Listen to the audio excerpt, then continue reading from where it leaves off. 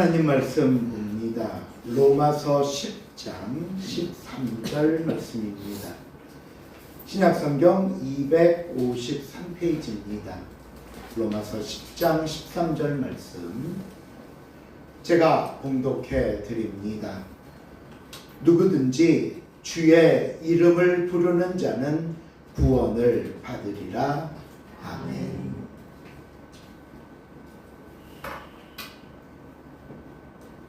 우리가 성경을 통해 깨닫고 배우게 되는 구원의 방법은 오직 믿음뿐이라는 말씀입니다.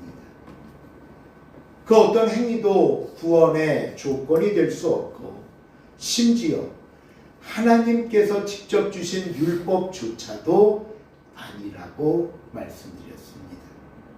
하지만 어떤 분들은 그렇기 때문에 이 믿음으로라는 말을 참 어려워합니다. 어떤 자격이나 눈에 보이는 조건이 기준이라고 한다면 우리는 당연히 보면서 그것을 했느냐 안 했느냐에 따라 구원 여부를 파악하는데 수월할 것 같은데 조건도 없다, 행위도 아니다 라고 하니 이건 뭐 내 구원을 정확하게 파악할 기준도 없는 것 같고 또 내가 구원받았다는 어떤 확신의 근거로 삼을 만한 것도 없다 여겨지니 한편으로는 그저 답답할 뿐입니다. 자, 그렇다면 여러분, 그래요, 그러면 우리가 구원을 위해 어떤 뭐 조건 또는 자격, 어떤 기준을 제시한다면 그럼 뭐가 될 수 있을까요? 유대인들은 그것이 율법인 줄 알고 열심히 지켰지만 오히려 그들에게 돌아온 것은 완벽하게 지킬 수 없다는 연약함과 허탈함이었고요. 오히려 율법을 알면 알수록 오히려 죄만 늘어나는 경험을 하게 되지 않았습니까? 자, 그렇다면 율법이 아니면 우리의 그 구원의 조건을 위해 무엇을 우리가 제시해 볼 수 있겠냐는 겁니다. 만약 오늘 우리의 신앙생활에 빗대어 이야기한다면 그럼 헌금의 총 액수를 제시할까요? 우리가 신앙생활하면서 얼마 이상의 헌금을 해야 그 얼마 이상부터 구원이다. 또는 뭐 교회 예배 출석 횟수 몇 회는 해야 된다. 아니면 뭐 교회 봉사 시간 우리가 이런 것으로 정하면 될 수 있을까요? 아닙니다. 여러분, 세상의 그 어떤 것으로도 감히 우리의 구원의 조건이나 기준이 될 수 없기 때문에 하나님께서는 그 모든 것을 예수님께 맡기셨던 겁니다. 맡기셨던 거예요. 그래서 지난 4절 말씀 우리 한번 다시 볼까요? 4절 말씀 시작. 그리스도는 모든 믿는 자에게 의를 이루기 위하여 율법의 마침이 되시니라. 예, 우리가 아무리 노력을 한다 할지라도 흔히 뭐 요즘 말하는 속된 말로 우리가 죽었다 깨어나도 구원을 얻기 위한 의를 이룰 수 없기 때문에 예수님께서는 이 모든 것을 대신해 주셨다는 겁니다. 예수님이 마침이 되셨느니라. 그러기에 저와 여러분은 예수님께서 나를 대신해 주셨음을 믿고 감사하면 되는 거고요. 아, 내가 할 수 없으니 예수님이 대신해 주신 거구나, 감사하구나 하면 되는 것이고요. 또 예수님을, 그런 예수님을 나의 구주로 인정하고 시인하고 고백하면 된다는 겁니다. 그러면 된다는 거예요. 그렇다면 정말 시인과 고백만으로 충분한 것인가? 그 증거가 바로 오늘 본문에서 계속 이어지고 있는데요. 오늘 본문은 우리에게 두 가지 사실을 가르쳐주고 있습니다. 하나는 시인하고 고백하는 것이 절대로 헛되지 않는다는 확 확증의 말씀이 오늘 본문에 나오고요. 또 다른 하나는 그렇다면 우리가 그 믿음의 시인과 고백을 위해 저와 여러분에게 주신 책임과 사명이 무엇인가 라는 이야기입니다. 자, 그럼 본문으로 들어가서 먼저 본문 11절 말씀 같이 한번 볼게요. 11절 시작. 성경에 이르되 누구든지 그를 믿는 자는 부끄러움을 당하지 아니하리라 하니 누구든지 예수 그리스도를 구주로 믿는 사람은 부끄러움을 당하지 않는다. 여기서 말하는 부끄러움이란 뭐냐면요, 마지막 때 하나님의 심판으로 인한 수치를 말하는 겁니다. 심판대 앞에 서지 않는다. 그래서 이 말씀을 바꾸어 말하면 누구든지 예수 그리스도를 구주로 믿는 사람이라면 마지막 하나님의 심판을 받아 수치를 당하지 않는다라는 말씀이에요. 그리고 이어지는 12절에 보시면요, 자, 그렇다면 구원받고 심판대 앞에서 수치를 당하지 않는 사람은 누구인가? 어떤 사람이 이에 해당되는가? 12절 말씀 시작. 유대인이나 헬라인이나 차별이 없습니다. 하나님께서 모든 사람에게 주관하사 그를 부르는 모든 사람에게 부여하시다. 유대인이나 헬라인이나 차별이 없다. 남녀노소의 차별도 없고 신분과 인종의 차별도 없다. 그래서 마지막 13절에서 이 모든 11절, 12절, 13절에 가면서 믿고 시인하면 된다는 것을 이렇게 확정합니다. 13절 시작. 누구든지 주의 이름을 부르는 자는 구원을 받으리라. 누구든지라고 말씀했습니다. 누구든지. 앞에 11절에서는 뭐라고 그랬죠? 그를 믿는 자라면 누구든지. 12절에서는 유대인이나 헬라인이나 차별 없이 누구든지. 그리고 방금 13절에서는 뭐라고요? 주의 이름을 부르는 사람이라면 누구든지. 결국 이 말씀이 뭐예요? 믿고 시인하고 고백하면 구원을 받는다는 말씀이 거짓이 아니라는 겁니다. 또 한 가지, 사도행전 10장 34절 35절에 보시면 베드로가 백부장 고넬료의 집을 방문했다가 이런 고백을 합니다. 한번 읽어봅니다. 내가 참으로 시작. 내가 참으로 하나님은 사람을 외로워 취하지 아니하시고 간 말하시는 하나님을 경외하며 의를 행하는 사람은 하나님이 받으신 줄을 깨달았도다. 왜 그 하늘에서 내려오는 보자기 환상을 통해 깨달은 거잖아요. 내가 참으로 무엇을 깨달았냐 하면 하나님은 사람을 외모로 취하지 않는다. 이 외모라는 게 뭐 잘생기고 못생겼다 그것이 아니라 외적 조건이 그 어떤 것도 하나님의 구원 선택의 조건이 되지 않는다. 오직 하나님을 경외하며 예수 그리스도를 믿는 믿음뿐이다. 이것이면 충분하고 분명하다는 확증이자 구원의 약속입니다. 그러므로 하나님의 말씀을 믿고 예수 그리스도를 구주로 믿으며 입으로 시인하며 고백하므로 구원의 확신과 복을 누리는 저와 여러분이 될 수 있다는 사실, 저와 여러분이라는 사실을 여러분 잊지 마시기를 바랍니다. 두 번째, 오늘 본문이 우리에게 주는 두 번째 교훈은요, 그 믿음의 시인과 고백을 위해서 우리가 감당해야 할 책임과 사명이 있대요. 그게 뭐냐? 이제 14절 다시 또 봅니다. 그런즉 시작. 그런즉 그들이 믿지 아니한 일을 어찌 부르리요? 듣지도 못한 일을 어찌 믿으리요? 전파하는 자가 없이 어찌 들으리요? 이 말씀의 순서를 잘 보세요. 믿지 않는 사람을 하나님의 자녀로 부를 수 없답니다. 그러면 그 사람이 예수님을 믿게 하려면 어떻게 해야 되죠? 복음을 듣게 해야죠. 그렇죠? 듣지 않으면 안 된다니까 듣게 해야죠. 그래서 14절에 뭐라고요? 듣지도 못한 일을 어찌 믿으리요 말하는 거예요. 그러면 이번에는 그럼 이제 그들에게 듣게 하려면 어떻게 해야 됩니까? 복음을 듣게 하려면 전해야죠. 그렇죠? 오늘 본문의 표현을 빌리면 전파해야 합니다. 그래서 14절에 뭐라고요? 전파하는 자가 없이 어찌 들으리요. 그러면 또 다음 질문. 자, 전파해야 되는데 누가 전파해야 될까요?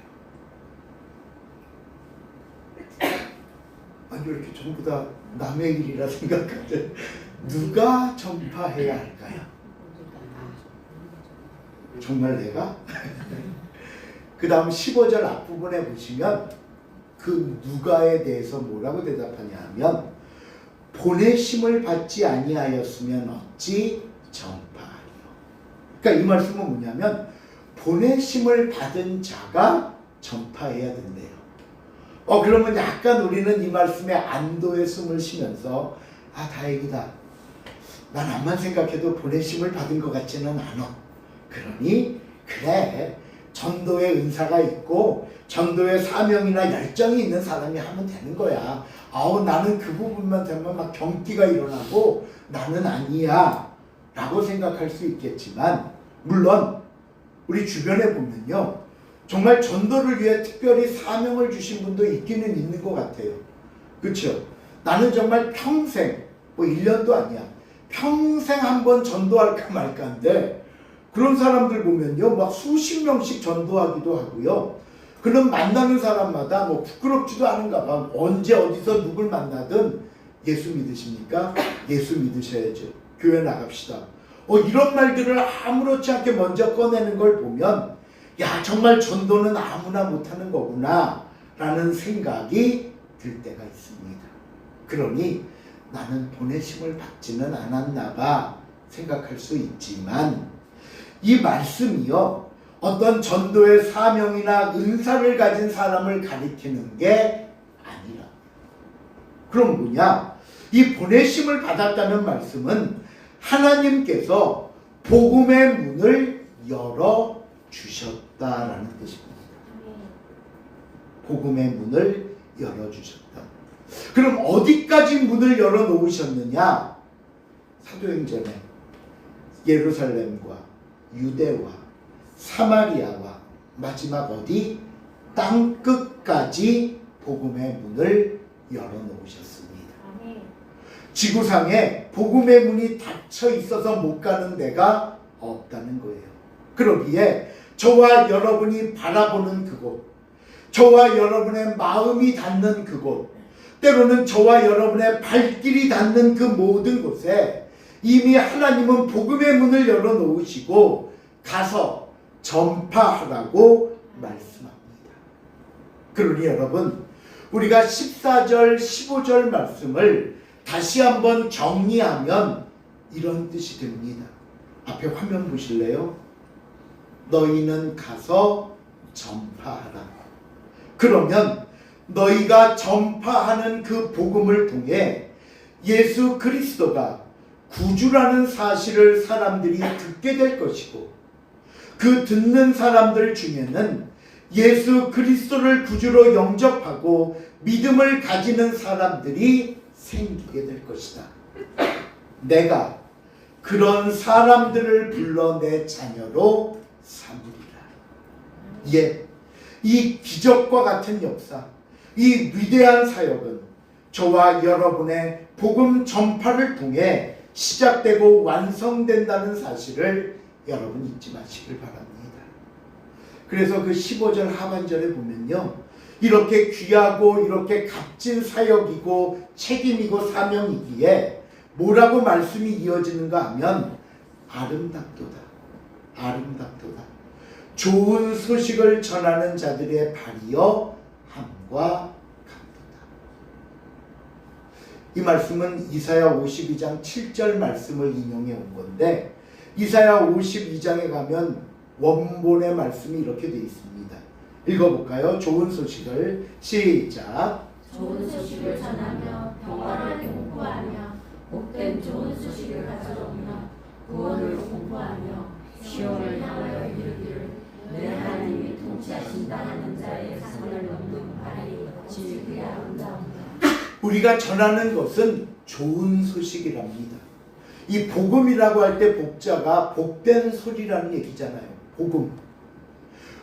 다툼이 있는 곳에 평화를 공포합니다. 그러니 좋은 소식이죠. 저주와 죽음의 영역에 생명을 던져줍니다. 좋은 소식이죠. 사탄의 권세 앞에서 아니 하나님이 통치하신다는 사실을 선포하는 것, 이것이 전도입니다. 그리고 이 복음을 전하는 사람들의 발걸음이 아름답다고 성경은 말하는 겁니다. 하지만 여러분, 우리가 전도 얘기가 나왔으니까 말인데요. 솔직히 말하면 전도가 쉽습니까? 어려워요.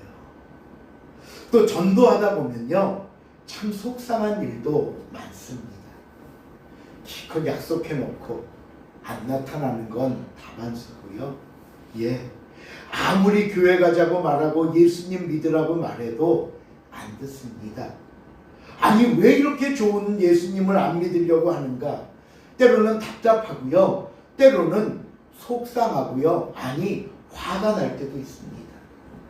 그러면 싫으면 관둬라, 뭐 안 믿으면 네가 손해지 내가 손해냐? 포기하고 싶은 마음이 아니라 때로는 그래요. 포기할 때도 있습니다. 그렇지만 오늘 성경이 이에 대해 뭐라고 우리에게 한 가지 팁을 주냐면요. 그럴 때 우리의 모든 감정을 잠시 내려놓고 영적인 판단을 해보라는 겁니다. 그들을 영적인 모습으로 바라보라는 겁니다. 왜 그들이 복음을 거부할까? 왜 그들이 교회 나오라 그러면 싫어할까? 밥 사준다 그러고 어디 같이 가자 그러면 그렇게 잘 나올 사람들이 왜 교회라 그러고 예배라 그러면 그렇게 싫어하고 거부할까?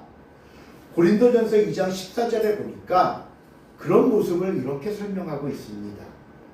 시작. 여기에 속한 사람은 하나님의 성령의 일을 받지 아니하나 이는 그것들이 그들에게 어리석게 보이며 또 그는 그것들을 알 수 없나니 그러한 일은 영적으로 분별되기 때문이다.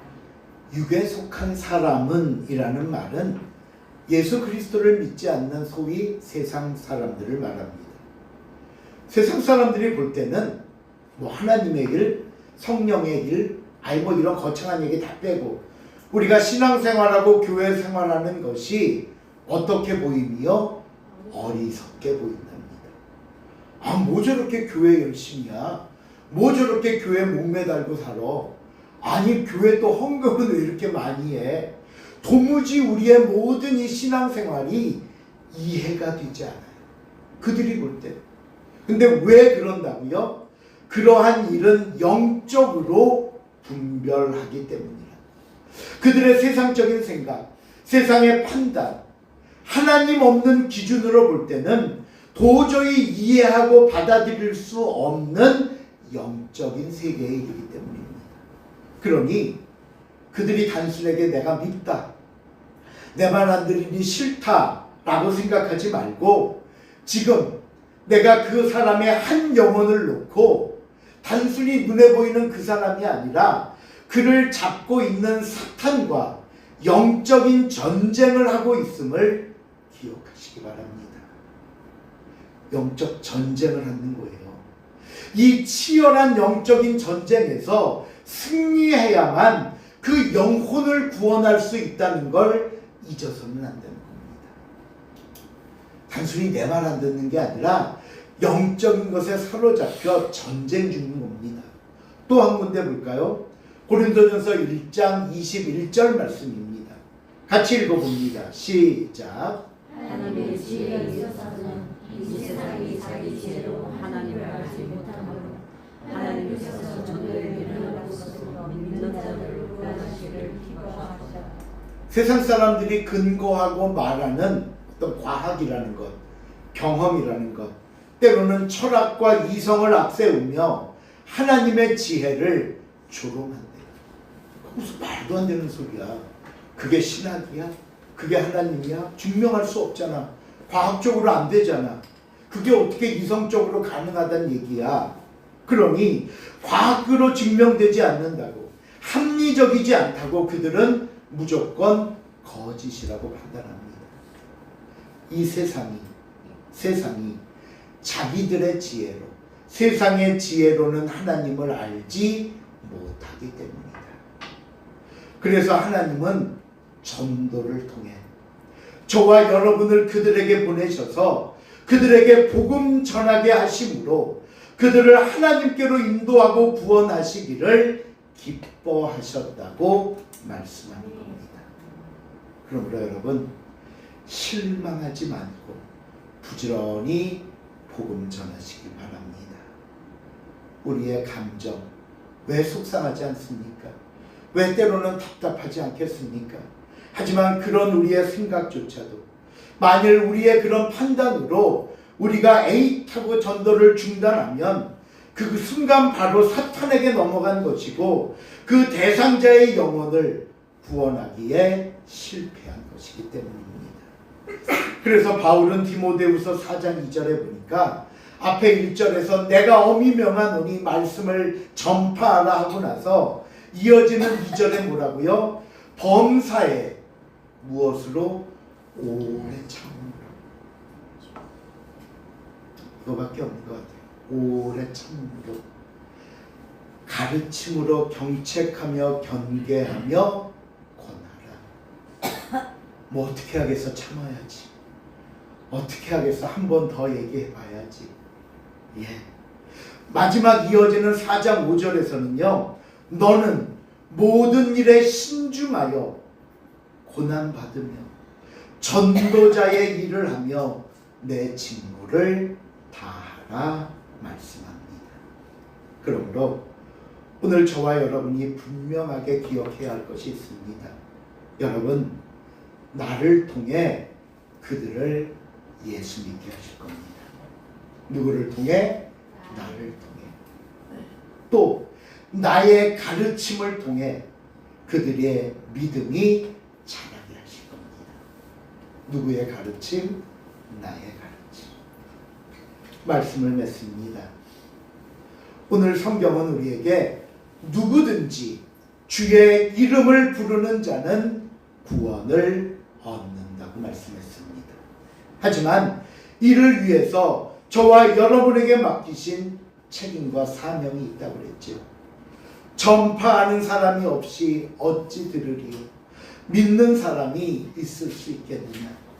여러분, 아직 믿지 않은 사람들이 있음은 우리가 전하지 않았기 때문이고 더 열심히 하지 못했다는 사실을 우리가 다시 한번 깨닫고 복음 전하는 저와 여러분의 발걸음이 복된 발걸음이 될 수 있도록 그들을 붙잡고 기도하며 그들의 믿음을 세워주기 위한 우리의 입술이 복된 입술임이 깨달을 수 있도록 기도하며 이 사명 감당하는 저와 여러분이 될 수 있기를 주님의 이름으로 축원을 드립니다.